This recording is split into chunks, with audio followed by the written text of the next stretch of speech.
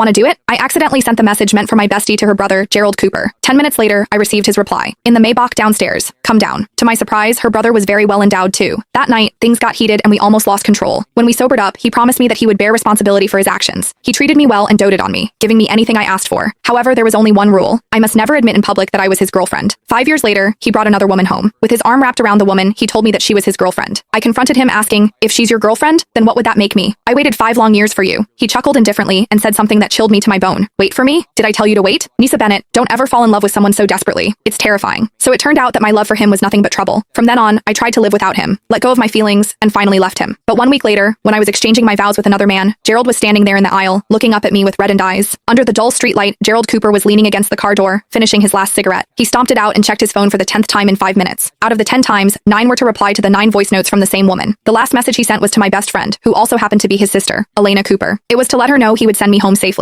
He put the phone down and turned to me with a smile. It was obvious that chatting with that other woman had put him in a good mood. It was probably due to that his voice was a lot more casual and relaxed when he spoke to me. Nessa, you're a grown woman now. You get how adults handle separation cleanly, right? He ruffled my hair, the gesture so casual and intimate that it erased the seriousness of this breakup talk between us. He had never taken me, Nissa Bennett, seriously, not even 5 years ago when I got drunk and we slept together. After I sobered up, he sat on the edge of the bed and smoked a full cigarette. Then, blowing a smoke ring, he asked in a flippant tone, "You like me?" Terrified, I nodded. His response was just a simple chuckle. "Okay then, let's be together. Just don't tell Elle. She'd stab me if she found out." He said it like it was nothing, and I stupidly believed him. From then on, I became a kind of clingy accessory, always at his side. I thought time would change him, that eventually he would see me differently. If only I knew then how wrong I was. He still dated other women. I was just something he kept around when he was bored. I dropped my gaze. Out of the corner of my eye, I saw Gerald typing again. The woman he had labeled as his girlfriend in his contacts had only asked for his number at a bar 2 nights ago. I took a few deep breaths to suppress the bitterness welling up inside me. Finally, I mustered the courage to ask him the question that I had been too afraid to ask for 5 long years. "Gerald, why is everyone else allowed to be your girlfriend except me?" He froze. Then, he answered with a hint of weariness. "It's not that you can't. It's just that after I agreed to be with you that day, I kind of regretted it. Over the past 5 years, I tried to treat you like a normal woman, but I just couldn't. It's like anyone can be my girlfriend, except you." On that quiet street, it was the first time he spoke to me in such a serious tone. His eyes, which reflected my silhouette, seemed tender, but cruel. I hurriedly looked away, afraid he would see my reddened eyes. "Okay, I get it. Thank you for sending me home tonight, Gerald. It's late. I should head up." I started to step away, but he grabbed my wrist. Gerald gently wiped my tears, his face wearing that "I told you so" look. "You're such a crybaby. Won't you fight for the chance to stay with me? Perhaps for Elle's sake, I may play along a little longer," he said lightheartedly. However, I could not believe him anymore. The square outline in the right pocket of his jacket gave him away. It was the protection he kept for his trysts with other women. I took a step back and forced my voice to sound calm. "No thanks, Gerald. Enjoy your night." Then, I walked straight into the apartment complex without looking at him. I walked fast. My breath came out in harsh clouds against the cold night. I thought I would not cry again. When I unlocked my door and glanced down from the balcony, Gerald was still standing where he had been, staring into space. I knew he was waiting for my room light to go on so he could leave without worry. How could he wound me so recklessly and then go on